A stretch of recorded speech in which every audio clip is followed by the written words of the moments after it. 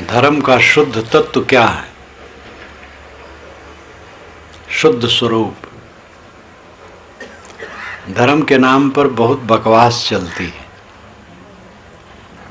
धर्म के नाम पर धूर्त लोग बहुत धूर्तता करते हैं।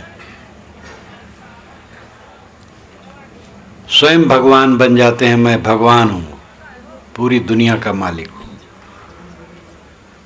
अवतार हूं, मेरे द्वारा ही उद्धार है। आज तक जहां तक ज्ञान है सब झूठा है, मैं ही सच्चा ज्ञान देने आया हूं, मेरी शरण में आ जाओ, सबका उद्धार कर दूंगा। ये सब ढिढोरा पीटने वाले, धोखा देने वाले। ज्ञान का प्रवाह अनादिकालीन है। धर्म का तत्व अनादि अनंत है। वो किसी देश और काल की चीज नहीं है, किसी व्यक्ति की चीज केवल नहीं है, सबकी है। प्राणी भगवान है, ये बात अलग है। ब्रह्मैव जीवः स्वयं। स्वामी शंकराचार्य कहते हैं जीव स्वयं ब्रह्म है। ब्रह्मैव जीवः स्वयं। वक्तव्यम किम विद्यते अत्र बहुधा। ब्रह्मैव जीवः स्वयं। इस विषय में ज्यादा बात करने की क्या जरूरत है? जीव स्वयं ब्रह्म है। तो यह एक जीव को उन्होंने ब्रह्म नहीं कहा, सब जीव ब्रह्म है, सब जीव श्रेष्ठ हैं। लेकिन जो धूर्तता करते हैं वो कहते हैं मैं ब्रह्म हूं और तुम लोग जीव हो, मैं तारने आया हूं, मेरी शरण में आओ तो तरोगे, नहीं तरोगे। और समय आने पर उनकी पोल पट्टी खुलती है और पुलिस पीछे लगती है, वो जेल में जाते हैं, जांच भाल होता है, बड़ी गंदगी निकलती है। तो ये ढिढोरा पीटने वाले समाज को और गलत दिशा देते हैं। जिनको पुत्र लाभ, धन लाभ, यश लाभ, पद लाभ की कामना है, वे इन लोगों के चक्कर में फंसते हैं। क्योंकि वो कहते हैं भगवान है, जो चाहे कर देंगे, मेरी शरण में आ जाओ, बेड़ा पार कर दूंगा। और ऐसे लोग वहीं पहुंचते हैं, लाखों लाखों का दान करते हैं, स्वयं बिगड़े और दूसरे को बिगाड़ते हैं। धर्म का तत्व सादा है। धर्म कहते हैं जो धारण करे, और इसका बहुत व्यापक अर्थ होगा। हर पदार्थ में धर्म है, हर पदार्थ में धारत्व शक्ति है। देखो ये ऊपर चदोवा लगा है, इसमें भी धर्म है। तो इसका धर्म क्षीण हो जाएगा तो ये गिर पड़ेगा। जड़ और चेतन सब में धर्म है। द्रव्य का गुण ही उसका धर्म है। लेकिन जिस धर्म की बात है वह है मन संबंधी। मन को निर्मल करने की प्रक्रिया धर्म है। जिससे मन निर्मल हो वो साधन धर्म है। और न हिंदू है, न मुसलमान है, न ईसाई है, न यहूदी है, न जैन है, न बौद्ध है, न कबीरपंथी है, न वैष्णव है। वो तो सार्वभौमिक तत्व है। सबके अंदर में संयम और शील ये धर्म का गुण है, धर्म का तत्व है। संयम और शील, अपने पर संयम और दूसरे के लिए शील का बर्ताव, ये धर्म है। पूजा करना, नमाज पढ़ना, नाम जपना, तीर्थाटन करना, ये संप्रदायों की बात है जो धर्म से जुड़े हैं। सामान्य व्यक्ति गंगा आदि नदियों में नहाने गया, थोड़ी प्रसन्नता हुई, घूम घाम आया, अच्छा हुआ। बैठ करके कुछ जप उप किया, अच्छा हुआ। दान पुण्य किया, मन में सात्विकता आई। तो जो संप्रदायों के बाह्य रूप हैं, अगर उनमें हिंसा नहीं है तो सब कुछ न कुछ हित करते हैं। जहाँ पर जीव हत्या की जाती है ईश्वर और देवता को खुश करने के लिए, वो धोखा है। सामान्य सज्जन व्यक्ति भी किसी की हत्या से खुश नहीं होता है, फिर देवता और ईश्वर जिनको आप कहते हैं वह किसी की हत्या से कैसे खुश होंगे? इसलिए मांस खाने वालों की जीभ लोलुपता है,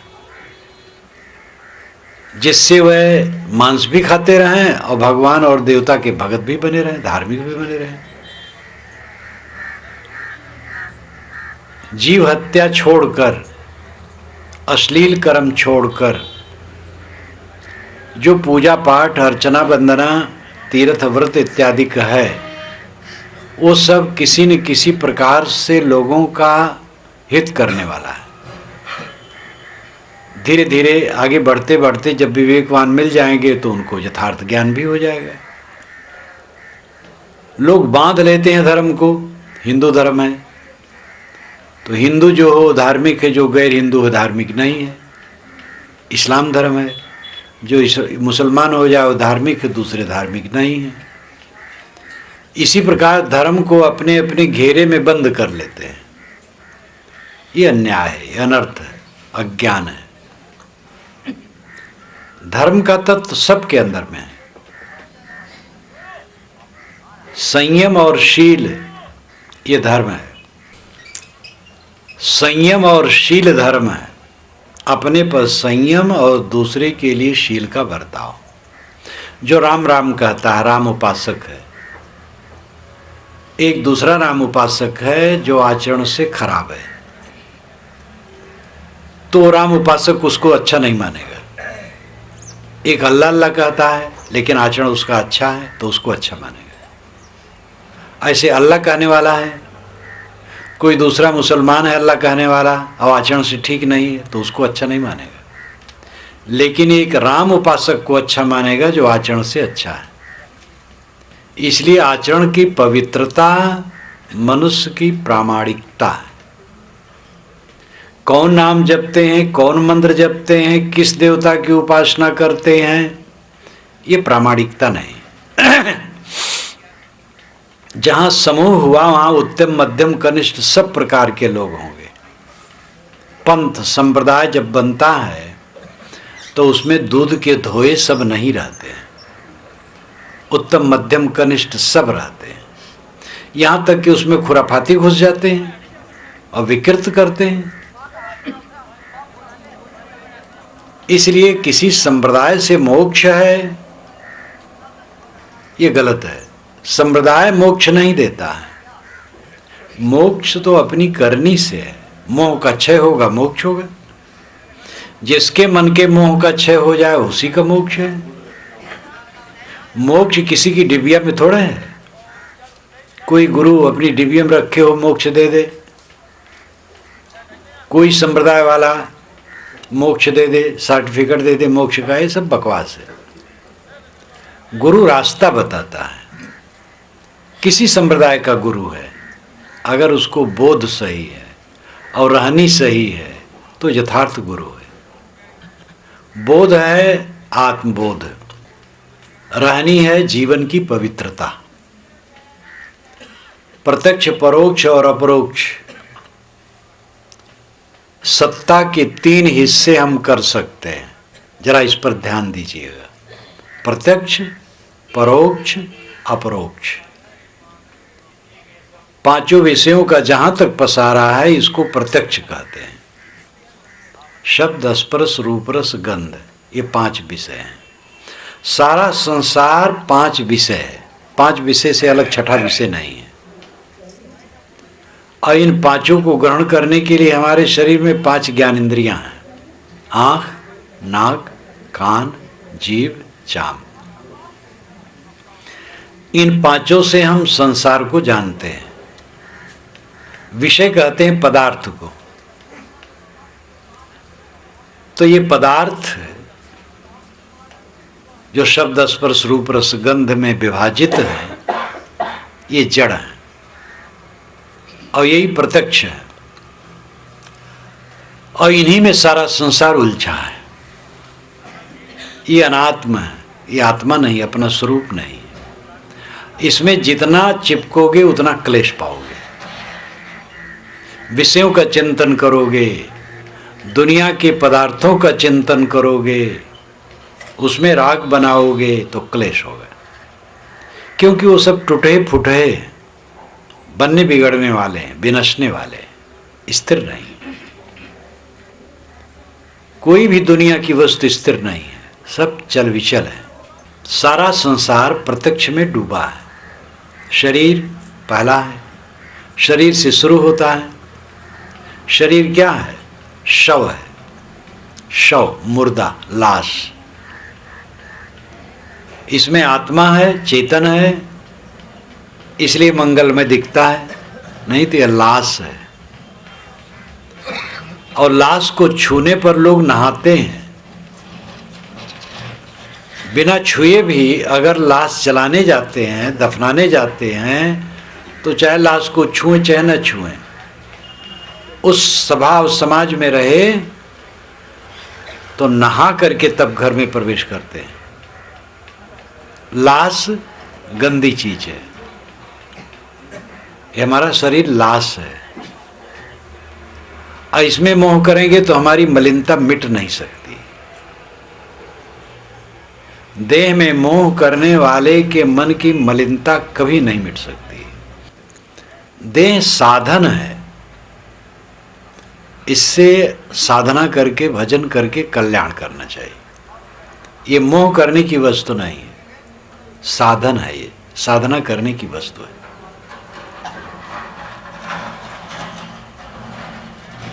अगर देह में मोह है तो देह तो गंदी चीज है, लाश है, तो मन में गंदगी रहेगी। देह में मोह करके किसी का मन शुद्ध हो ही नहीं सकता। ये शरीर शव है, शव, शव नाम मुर्दा, और शिव चेतन है जो अंदर में बैठा है, वो शुद्ध है, निर्मल है। चेतन आत्मा में प्रेम करो तो निर्मल हो जाओ, देह में मोह करो तो गंदे रहो। देहाभिमान उठेगा, काम वासना उठेगी। देहाभिमान रहेगा तो देह से जुड़े हुए अवस्था, पद, धन, मर्यादा, जाति, वर्ण, जितना भी कल्प लिया गया, कल्पना कर लिया गया है, उस शरीर के अहंकार से वो सब का अहंकार आ जाएगा और गंदगी शुरू हो जाएगी। लाश को छूने से जैसे गंदगी है, लाश गंदी चीज है। शरीर में मोह करने से चित्त में गंदगी आती है। शरीर का मोह का मतलब शरीर का अहंकार, अहम मम, शरीर में भाव हुआ और मन गंदा हुआ, फिर मैला रहेगा, और मैलापन में दुख है, कभी सुख शांति नहीं मिलेगी। शव में मोह करने से दुख है, शिव में मोह करने से सुख है। उसके लिए मोह नहीं कहा जाता, प्रेम कहा जाता है। अगर शिव में कोई मोह करता है, शिव में आसक्त है, तो कृतार्थ है। शिव नाम आत्मा, चेतन, सबके अंदर में चेतन बैठा हो, शिव है। जिसको अपने चेतन स्वरूप का ज्ञान हुआ और चेतन में अनुराग हुआ, सुस्वरूप में अनुराग हुआ, वो निर्मल हो जाता है। गोस्वामी जी ने भी कहा है, जीव पाओ निज सहज स्वरूपा। जीव निज सहज स्वरूप को पा जाता है। निज सहज स्वरूप, सहज स्वरूप ही निज है और निज ही सहज स्वरूप है। तो धर्म का तत्व संयम और शील है। अपने मन, वाणी और इंद्रियों पर संयम करना और दूसरे के लिए शील का बर्ताव करना। शील का मतलब प्रेम का, करुणा का, कोमलता का, उदारता का, परोपकार का बर्ताव। शील बहुत गंभीर शब्द है। शीलवान सबसे बड़ा, सब रत्नों की खानी, तीन लोक की संपदा रही शील में आनी। सद्गुरु कबीर कहते हैं शीलवान सबसे बड़ा होता है, सब रत्नों की खान होता है। त्रैलोक की संपत्ति शील में समाई है। शील की भावना में ये ध्यान रखा जाता है कि दूसरे को तकलीफ मेरे से ना हो जाए, ये शील का लक्षण है। मेरे मन से कुछ ऐसा ना हो जाए कि दूसरे को तकलीफ हो, मेरी वाणी से, मेरे तन से किसी को तकलीफ ना हो जाए, गलत को भी तकलीफ ना हो। जो गलत काम करता है उसको भी वो तकलीफ नहीं देना चाहता, उसकी गलती दूर चाहता है, लेकिन गलत की भी हिंसा वो नहीं करना चाहता है। सही को तो सही, किसी का अहित नहीं चाहेगा। जीव स्वभाव में गलत नहीं है, स्वतः स्वरूप में गलत नहीं है, मनुष्य मौलिक रूप में गलत नहीं है। बुद्धि गड़बड़ होने से गलत करता है, कुसंगत से गलत करता है, कुसंगत से बुद्धि भटक जाती है। अच्छे अच्छे समझदारों की बुद्धि कुसंगत में भटकती है। जो ज्ञानी हैं, प्रवक्ता हैं, लेखक हैं, विद्वान हैं, विचक्षण हैं, अगर वो सावधान नहीं है तो कुसंग में उनकी भी बुद्धि भटक सकती है। मौलिक रूप में कोई बुरा नहीं है, कुसंग में पढ़ के आदतन कुसंस्कार को न रोककर आदमी गलत करता है। तो जो गलत करता है, हमारी शक्ति चले तो उसको सुधारने की चेष्टा करें। नहीं शक्ति चलती है, दूर से नमस्कार, लेकिन उसको दुख देने की भावना तो नहीं होगी। किसी प्राणी को तकलीफ न हो, ये मन वाणी कर्म से वो चाहेगा। शील के सद्गुण में यही होता है, शील सद्गुण में यही होता है, किसी को तकलीफ देना नहीं चाहता है। और दूसरे को तकलीफ कौन नहीं देना चाहेगा? जो स्वयं में त्याग रखेगा। जो जितना भोगी होगा उतना दूसरे को तकलीफ देगा। ज्यादा धन चाहते हैं, दूसरे को शोषण करेंगे, नोच खसोट करेंगे। और ज्यादा हमारा वो स्वभाव बढ़ जाएगा तो चोरी डाका भी करेंगे, राजनी भी करेंगे। भोग की भावना होने से हिंसा बढ़ती है। भोग में हिंसा है, त्याग में अहिंसा है। अपने ऊपर जितना कोई संयम करेगा उतना वो दूसरे के साथ अच्छा बर्ताव करेगा, और अपने साथ असंयम करेगा और दूसरे के साथ दुर्व्यवहार करेगा। जो स्वयं सह लेता है दूसरे कट क्यों कहेगा? जो सह नहीं पाता वो कट कहता है। सहना त्याग है, बहुत बड़ा त्याग है। पैसा त्याग देना सरल है, घर द्वार छोड़ के चल देना सरल है। पुराने पुराणों में आप पढ़ो, ऋषि मुनि 1000 वर्ष तप किए, आंख खोले तो श्राप दे दिए, आदमी भस्म हो गया। तो 1000 वर्ष का तप का मतलब यही होता है। 1000 वर्ष कोई क्या तप करेगा? 1000 वर्ष कोई जीता ही नहीं है। 100 वर्ष के अंदर लोग मरते हैं, कोई 100 से ऊपर जाते हैं। जो आज है नियम वही पहले था, थोड़ा अंतर पड़ता है बस।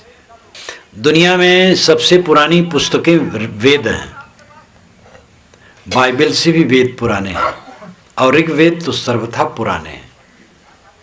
इस धरती तल की प्रसिद्ध प्राचीनतम पुस्तक ऋग्वेद है, और उसमें कहीं भी कहा गया है तो 100 वर्ष जीने की इच्छा की गई है,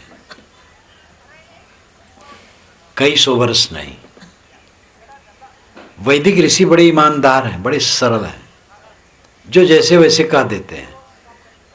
भावुकता उनकी है, जहाँ भावुकता है वहाँ समझने की बात है, निर्चीर विवेक करने की बात है।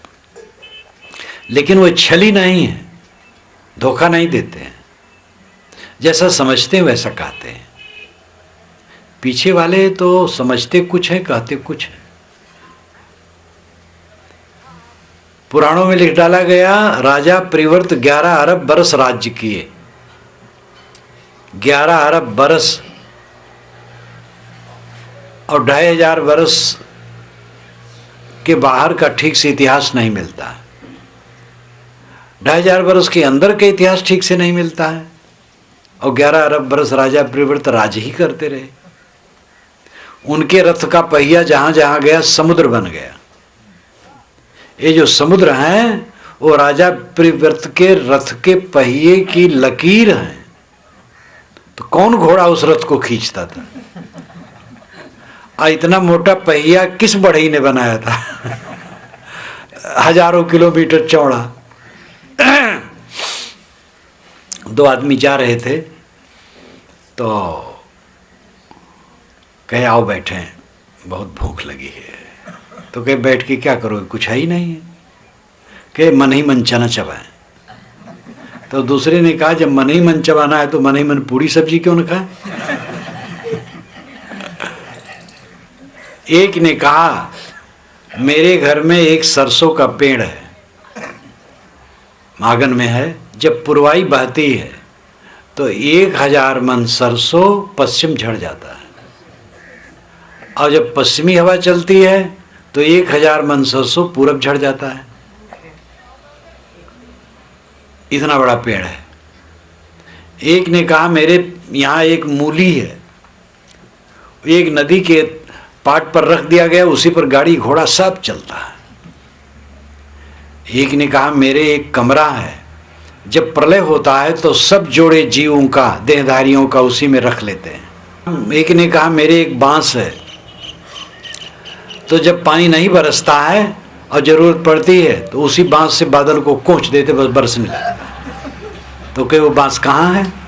कहे वो आपके घर में है, जिसमें सृष्टि के सभी जोड़े रखे गए उसी में बांस रख देता हूं। आप थोड़ा झूठ बोलोगे, मैं ज्यादा झूठ बोलूंगा।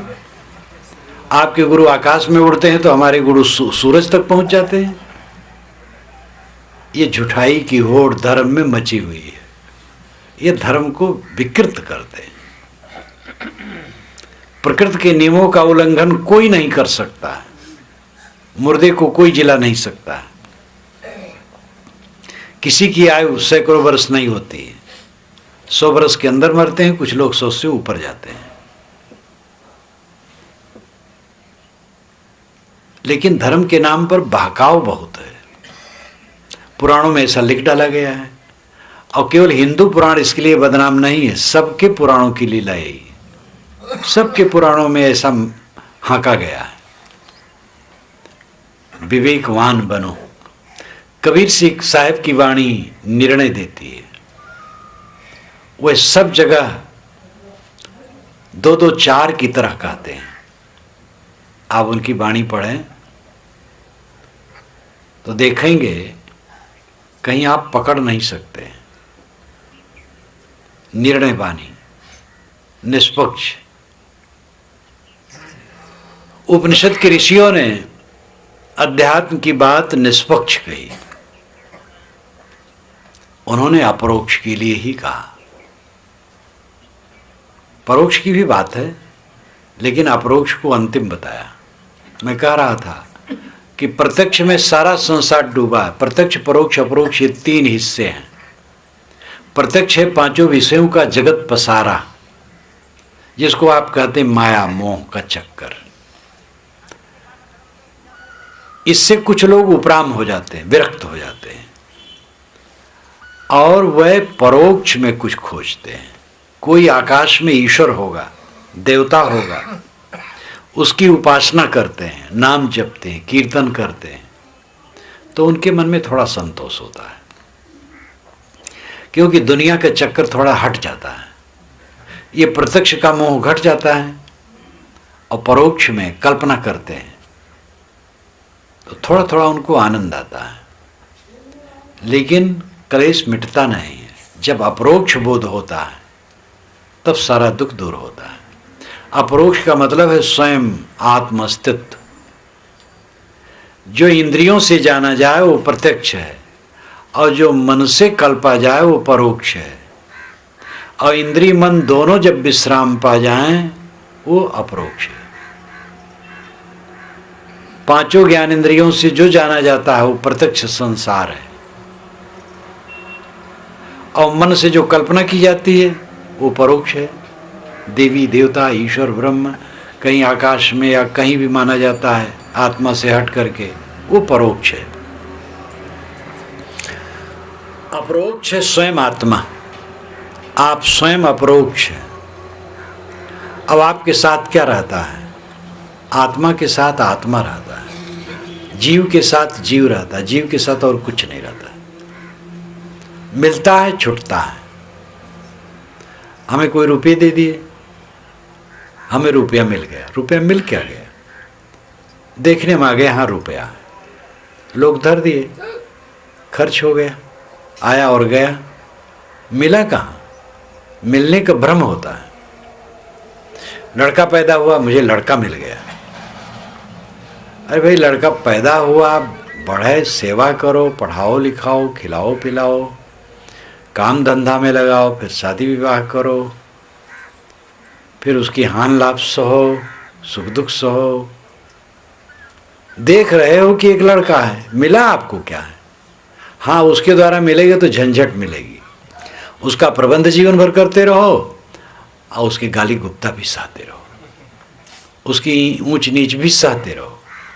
अगर वो गाली गुप्ता नहीं देता है तो धन्यवाद है उसको, बहुत अच्छा है। फिर भी उससे आपको कुछ मिलेगा, एक भ्रम है।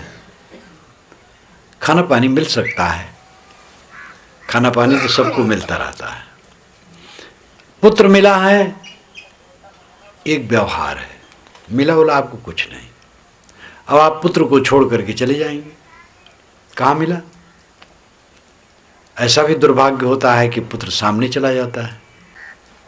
पद मिला और गया, कब तक पद रहता है? शरीर ही जब नहीं रहता है। इसमें बैठे बुजुर्गों की जवानी कहाँ चली गई?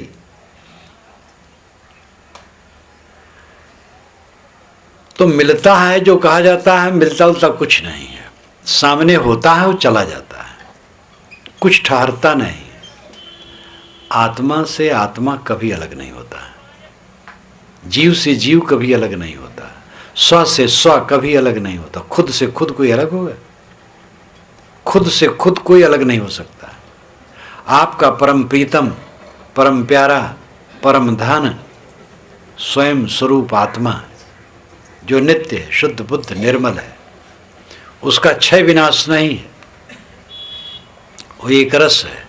शरीर का क्षय विनाश है।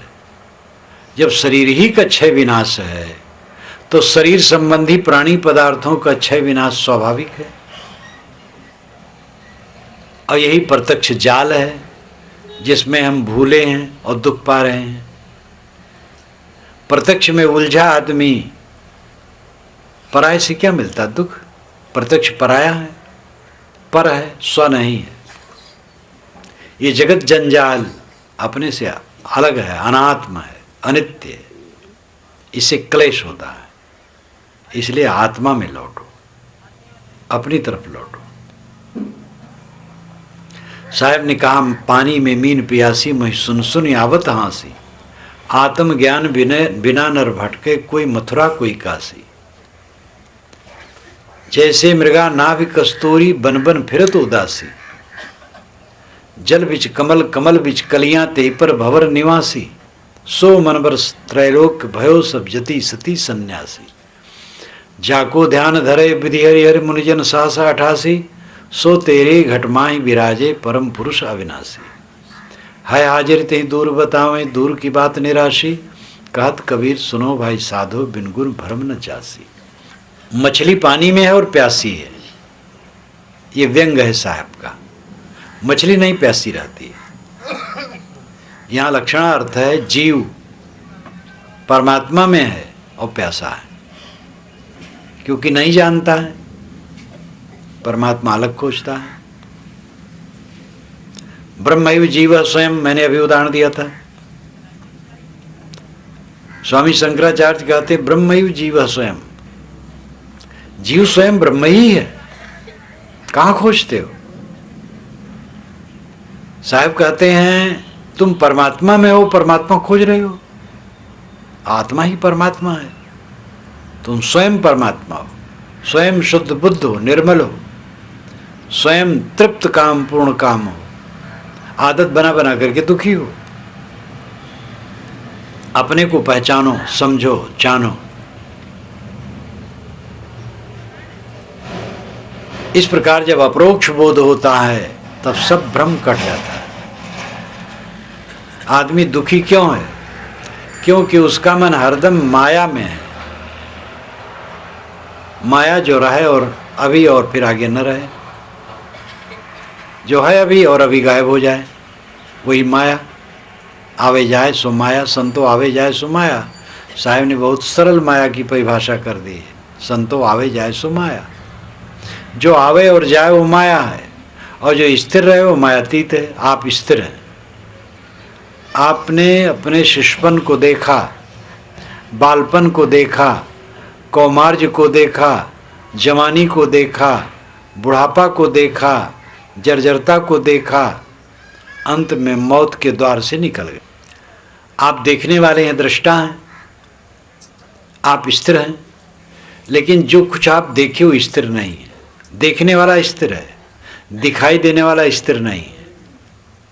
देखने वाला स्वयं चेतन जीव है, आत्मा है, वो देखता है और देख देख करके रीझता और खींचता है और दुख पाता है। देखे और रीझे ना तो दुख नहीं पाएगा। देखना तो पड़ेगा, आंखें खुली हैं तो देखेंगे, लेकिन उसमें मोह न बनावे तो दुख नहीं होगा। अब देखे वो मोह न बनावे बड़ा मुश्किल है। कैसे न मोह बनावे? मोह हो जाता है तो ठीक है, दुख भोगो। कितने लोग कहते हैं महाराज चिंता कैसे न करे, बाल बच्चे हैं, घर द्वार है, चिंता कैसे न करे। ठीक है भैया, करो, भोगो दुख, कौन रोकता है। बाल बच्चे हैं, घर द्वार है, देहधारी मनुष्य को तो कहीं रुकना पड़ता ही है, घर बनाना पड़ता है। अब अपना रहो तो संगी साथी हो जाते हैं। तो ये कौन कहता है कि आप काम धाम न करो, अपना कर्तव्य न करो, मेहनत न करो, घर न बनाओ? कौन कहता है ऐसा? इतनी मजबूरी है कि इस देह में कुछ अन्न डालना पड़ेगा, पानी डालना पड़ेगा, कपड़ा लपेटना पड़ेगा, रहने बसने के लिए एक झोपड़ी रखना पड़ेगा। ये व्यवहार का पक्ष कोई हटा नहीं सकता है। लेकिन क्या ही व्यवहार ही जीवन में और कुछ नहीं है? कमा लिए, खा लिए, जी लिए, बस। कमाते हैं क्यों? खाने के लिए। खाते क्यों? जीने के लिए। जीते क्यों हैं? उसका पता नहीं, बस यही गड़बड़ है। क्यों कमाते हैं? खाने के लिए। क्यों खाते हैं? जीने के लिए। क्यों जीते हैं? तो उत्तर नहीं है। दुख भोगने के लिए जीते हैं। सब में मोह करो, वैर करो, लड़ो झगड़ो, मरो, इसी में दुखी बने रहो, इसी के लिए जीते हो। कमाओ खाने के लिए, खाओ जीने के लिए, और जियो सुख से जीने के लिए, जियो सुख भोगने के लिए। सुखी रहो, सुखी रहने में आपकी शक्ति है। हम समझते हैं धन से सुखी रहेंगे। धन की जरूरत है, वो भोजन वस्त्र आवास इत्यादि के मात्र तक उसकी क्षमता है। थोड़ा आपको धन चाहिए, लेकिन 10, 20, 50 हजार गुना ज़्यादा हो जाए तो आप सुखी हो जाएंगे। आप 2 रोटी खाते हैं, 2 रोटियां मिल गई, ठीक है। क्या 1000 रोटियां आपके पास रख दी जाए तो आप सुखी हो जाएंगे? कितना बड़ा भ्रम है। हम दुनिया की वस्तुओं की संग्रह में मानते हैं कि सुख है। संग्रह में सुख नहीं, वितरण में सुख है। संग्रह करो वितरण के लिए, खर्च के लिए। ये व्यवहार है, लेना देना पड़ेगा, काम धाम करना पड़ेगा। लेकिन अपने आध्यात्मिक उन्नति को न समझेंगे और वो काम न करेंगे तो कोई सुखी नहीं होगा। एक तो मनुष्यों का व्यवहार सबको पड़ता है, और मनुष्यों में कलह कलह कलह। हम लोगों का जीवन कुछ ऐसे ढंग से है कि लोग मिलने आते हैं तो अपने दुख की बातों कहते हैं। कोई कहता साहब लड़का ठीक नहीं, कोई कहता पिता बड़े गुस्सौड़ है, कोई कहता माता बड़ी कंजूस है, कोई कहता भाई बेईमान है, कोई कहता पार्टनर ने मुझे ठग लिया। जिन लोगों के साथ में रहता हूं स्वभाव उनका ऐसा कर्कश है कि बड़ा दुख होता है, बड़े कटु बोलते हैं। ये मनुष्यों का रोग भयंकर है। 1000 जानवर आप पाल लो, उन्हें पानी दो, भोजन दो, निवास दो, कोई झगड़ा नहीं। 1000 घोड़े, 1000 हाथी, 1000 बैल पाल लो, जगह हो उनको रखने के लिए, भोजन पानी दो, कोई अड़चन नहीं फिर। लेकिन आदमी का एक बच्चा पाल के निभाना बहुत मुश्किल है। आदमी जितना खुराफाती है, कोई खुराफाती नहीं। अब आदमी में रहना, हम स्वयं आदमी हैं। हम स्वयं अपनी कितनी खुराफात खत्म किए हैं, पहले सोचना होगा। कहीं हम तो खुराफाती नहीं हैं। दूसरे खुराफात तो दिखाई दी जाती है, अपनी खुराफात जब देखे। हमें संभालने वाले परेशान तो नहीं हो रहे हैं हमारे स्वभाव से। अपने को मारे, दूसरे को सहाय, सुख से जीने का ही रास्ता है। सास को चाहिए कि बहू को सह ले और स्वयं बहू को कटु न कहे, और बहू को चाहिए सास की सह ले, सास को कुछ न कहे। सास तो माँ है, जिसने पैदा किया वो माँ तो नैहर में छूट गई, अब आगे माँ तो सास है। इसलिए सास को माँ समझ करके आदर करें। अब आपकी लड़कियां कुछ दिन में चली गई, अब आपकी लड़की बहू है, और बहू से प्रेम नहीं है, लड़की से बड़ा प्रेम है। लड़की अपने खून की है, इसलिए बहुत मोह लगता है। लेकिन ये समझ लो, आपकी बहू आपकी पुत्री है। बुढ़ापा में आपकी सेवा लड़की करेगी कि बहू करेगी? बहू साथ में है, बहू करेगी। और बहू से बैर बांधे हो तो कैसे सेवा होगी? और माताएं दुखी होती हैं तो कहती हैं बहू तो ऐसी है वैसी है। यद्यप आजकल जरा राग ठाट बढ़ गया, पढ़ी लिखी लड़कियां हैं, बहू बन करके आई तो अपने मियाँ को लेकर के अलग रहना चाहती, वो घर का बोझा नहीं लेना चाहती। एक लड़के ने मुझे बताया, उसकी उम्र 25 की थी, शादी हो गई थी, डॉक्टर था, छोटा डॉक्टर। एक घर से दूर 5-6 किलोमीटर पर एक बाजार में दुकान उसने खोल दी थी। तो मुझसे कहा कि साहब मेरी पत्नी कहती है कि 10 लोगों का भोजन घर में बनाना पड़ता है और सबका सहना पड़ता है, तो जहाँ तुम दुकान करते हो वहीं घर बना लो, वहीं मैं चलूँ, 4 रोटी बना लेंगे 2 जने के लिए, बस झंझट खत्म। तो मैंने कहा कि तो वहाँ घर बनाए? कहे साहब ज़मीन लिया हूँ, नींव डाला हूँ। तो मैंने कहा देखो, उसको अपनी पत्नी को समझाओ कि भाई देखो पैसा वैसा धीरे धीरे इकट्ठा होगा तब करूँगा। तो 1 साल में दीवार बनाओ और दूसरे साल में छत डालो और तीसरे साल में उसकी सफाई वफाई करो। तो इस प्रकार 3 साल कम से कम ऐसे लगा दो, तब तक वो घर में रहते रहते हो सकता अभ्यास हो जाए बनाने का, सेवा करने का। और उससे ये भी कहो कि जब तुम्हारा लड़का अपनी बीबी को लेकर के अलग रहेगा तुमसे, तब तुम्हारी क्या दशा होगी। तो हंसने लगा। तब से तो उस ढंग से मिला ही नहीं, परंतु आजकल ये बहुत हो गया। पढ़ी लिखी लड़कियां नहीं चाहती हैं कि मैं भोजन बनाऊं, और बनाना ही पड़े तो मियाँ बीबी के लिए ठीक है, सबके लिए नहीं। लेकिन उनको होश नहीं है, उनको भी तो ये चाहना है लड़का हो, और लड़का हो तो जवान हो तो बहू भी आवे। तो अपने सास की सेवा नहीं करना चाहती हैं, बहू से सेवा चाहती हैं। तो अदलू बदलू की दुनिया है, करोगे तो पाओगे, नहीं करोगे तो क्या पाओगे। इतनी भी अकल जिसको नहीं है वो व्यवहार में कैसे सुखी होगा। मनुष्यों के बीच में बड़ा बड़ा विष है। तनिक तनिक बात में उद्वेग, कटुवचन, न सह पाना, दूसरे पर ऑब्जेक्शन करना, तिल का ताल बढ़ा करके दूसरे को प्रदूषित करना, दूसरे की हानि करना, व्यंग करना, ये सब आदमी का भयंकर रोग है। दूसरे के दोषों को घटा के कहो, बढ़ा के न कहो। उनके सद्गुण भी हैं ये भी बताओ। किसी के दुर्गुणों के कारण तुम्हें दूर रहना पड़े उनसे, तो भी उनके लिए हमदर्दी रखो और सामान्य जहाँ रह रहे हो उनमें सद्गुण दुर्गुण सब में है, उसको सहना पड़ेगा। हर आदमी में कुछ न कुछ स्वभाव दोष होता है। किसी का स्वभाव दोष बहुत खटकने वाला होता है, किसी का स्वभाव दोष उतना खटकने वाला नहीं होता है। किसी में ऐसा होता है कि स्वभाव दोष ऐसा होता ही नहीं कि जो दुखदाई हो, उसको पछताना पड़े या दूसरे को धक्का खाना पड़े। ये हम मानते हैं जन्म जन्मांतरों के संस्कार का फल है।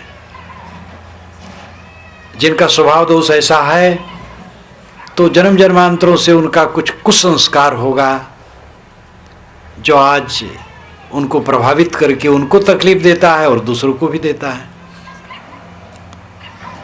जिनमें ऐसा स्वभाव दोष नहीं है उनके पवित्र संस्कारों का फल है।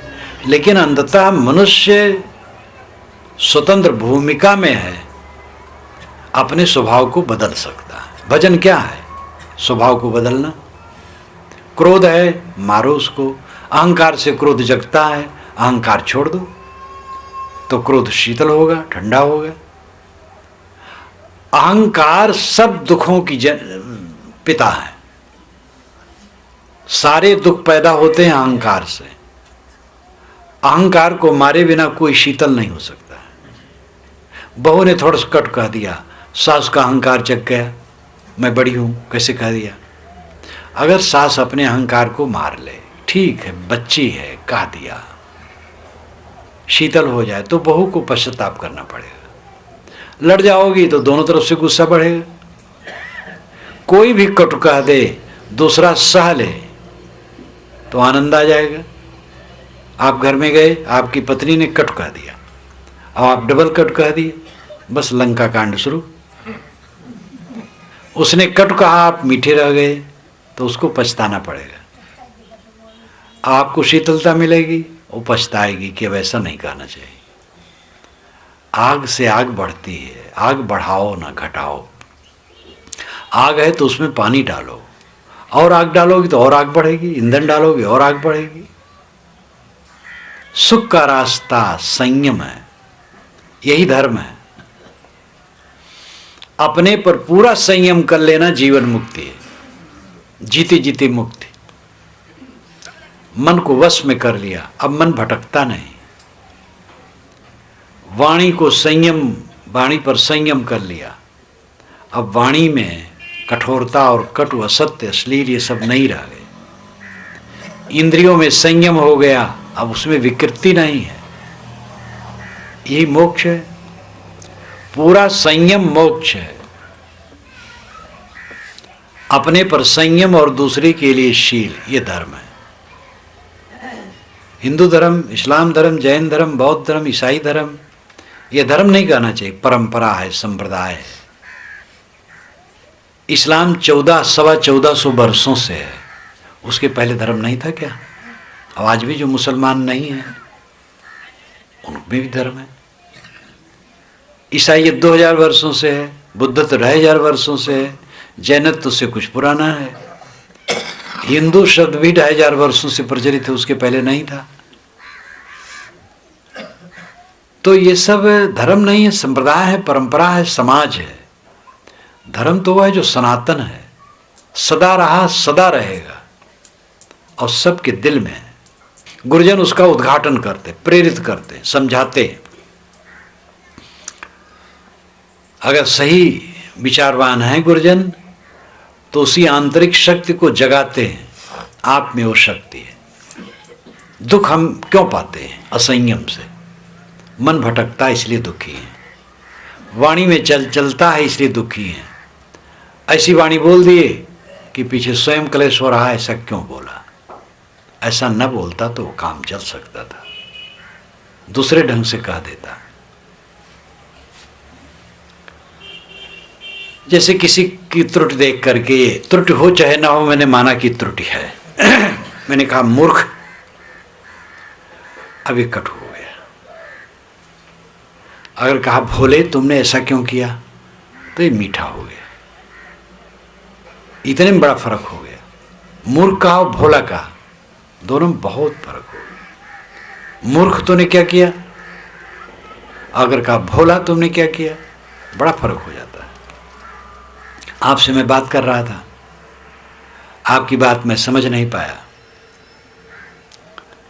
तो मैंने कहा मैं समझ नहीं पाया। आप समझा नहीं पाए ऐसा कहो तो कठोर हो जाएगा। मैं समझ नहीं पाया, मैं किसी को समझा रहा हूं वो नहीं समझता है, तो तुम समझ नहीं रहे हो, ये कठोर हो गया। मैं आपको समझा नहीं पा रहा हूं, ये कोमल हो गया। थोड़े थोड़े में फर्क है। नम्र हो करके बोलो, नम्र हो के चलो, नम्र बर्ताव करो, घर स्वर्ग हो जाए। और नम्रता न रखो, कटु व्यवहार रखो, कटु बोलो, वाणी से बहुत दुख है। आदमी के पास वाणी की शक्ति प्रबल है और किसी जानवर में वाणी की शक्ति नहीं है। टी पू ची बो इतने सब और जानवर बोल पाते हैं बस। ये वैखरी वाणी, वर्णात्मक शब्दों का प्रयोग, ये मनुष्य केवल करता है। और इसने अपनी वाणी का इतना दुरुपयोग किया है कि इसी से वो गिरफ्त होकर के दुखी हो गया है, स्वयं बोल बोल करके दुखी। इसलिए वाणी का संयम बहुत जरूरी। लगाम घोड़े का पकड़ करके चलाना कायदे से। अगर कला रास के घोड़े हैं उनको चलाना साज नहीं। पीठ पर बैठते वो हवा की तरह उड़ते हैं, बहुत दौड़ते हैं। साधारण आदमी तो उठा फेंक देंगे, वो पता नहीं कहाँ चला जाएगा, उधर गिरेगा, हाथ पैर टूटेगा। ये मन, ये वाणी तीव्र घोड़े हैं और इन पर हम सवार हैं और उठा उठा के पटक रहे हैं और हमें होश नहीं है।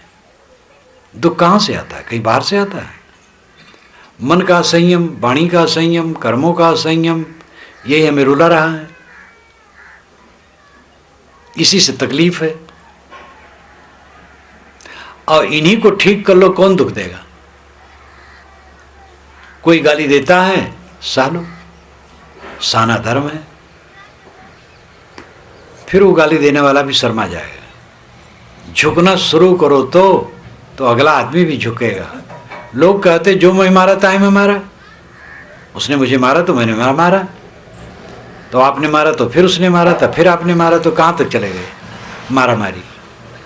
इसलिए मारा मारी छोड़ो, कहा कोई छोड़ो। ये देवियाँ, कई देवियाँ लड़ती हैं तो कहती तुम चलोगी डार डार तो मैं चलूंगी पात पात। तुमसे हम कम नहीं हैं। दोनों हाथ उठा उठा करके गिर जाती है, तो उसमें क्या फायदा होता है?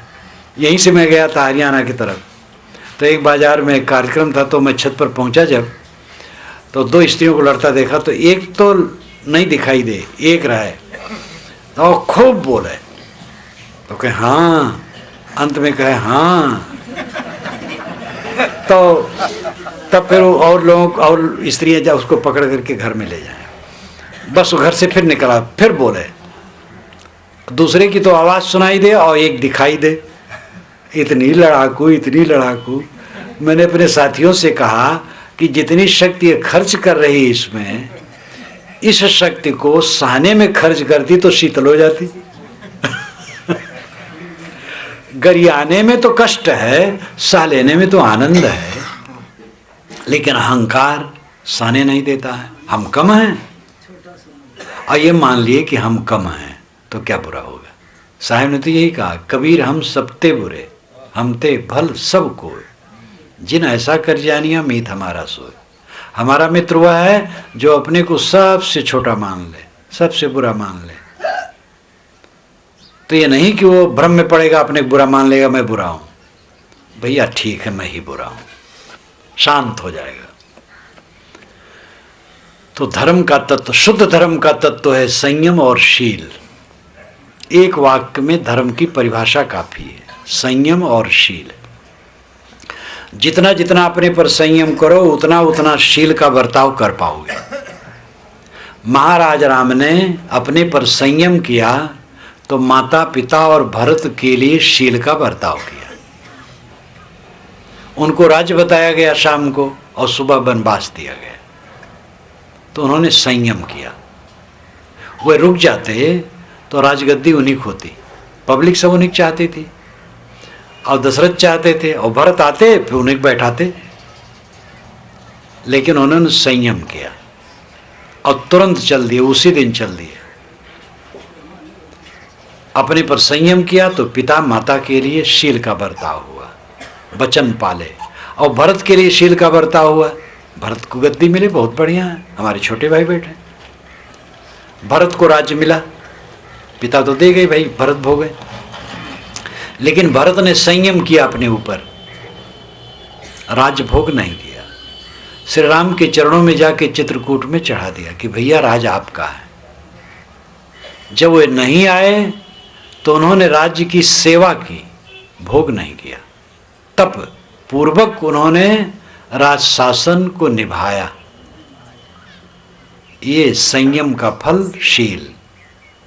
कौरव पांडव में उल्टा हुआ, अपने पर संयम नहीं किया, दूसरे के साथ शील नहीं हुआ, आपस में कट करके मर गए 18 दिन में। 2 महाकाव्य हमारे हैं, रामायण और महाभारत।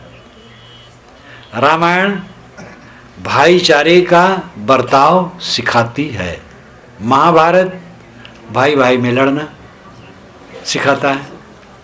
ये अलग बात है कि महाभारत में बहुत ज्ञान की बातें, बहुत है, सागर है, 1 लाख श्लोक से भी ऊपर हो गया है। प्रपंच भी है, अंधविश्वास भी है, चमत्कार ढोंक ढकोसला भी है, लेकिन ज्ञान की बातें भी बहुत हैं। गीता उसी में है। तो महाभारत में ज्ञान की बात बहुत है, लेकिन महाभारत का जो सार है वो क्या है? जहाँ 2 आदमी ज़्यादा लड़ते तो कहते यार महाभारत कर दोगे, तो महाभारत का खास अर्थ है भाई भाई लड़ जाना, मारकाट कर लेना। तो अपने पर संयम नहीं कर पाए, इसलिए शील का बर्ताव महाभारत वाले नहीं कर पाए। रामायण वाले राम और भरत अपने पर संयम किए तो दूसरे के साथ शील का बर्ताव किया। बस इतना हम और आप बांध लें मन में, अपने पर संयम करो, हर बात में संयम करो। कम खाने में, कपड़े लत्ते में, गहने जेवर में। इन माताओं को तो जेवर बहुत चाहिए, जेवर न मिले तो गाल फुलाए बैठी रहती है। और जेवर क्या है? जेलियों का साज है। हाथ में हथकड़ी, पैर में बेड़ी, गले में तौक। ये जेलियों को मिलता था, आज भी मिल जाता है। बस यही जेली का साज, ये लोग बहुत इसमें खुश रहती हैं, इसीलिए नाक कान सब छदा डालती हैं बेकार में। इसलिए अब ये सब ढोंक ढकोसला छोड़ो, पतियों को परेशान करती हैं। हमारी सखी को हमारे उसके पति ने ऐसा ऐसा जेवर दिया, और हमारे माँ बाप तो कुआं में काट करके जानो तुम्हारे घर में छोड़ गए। आप कहेंगे महाराज ये सब आप कैसे जानते हैं?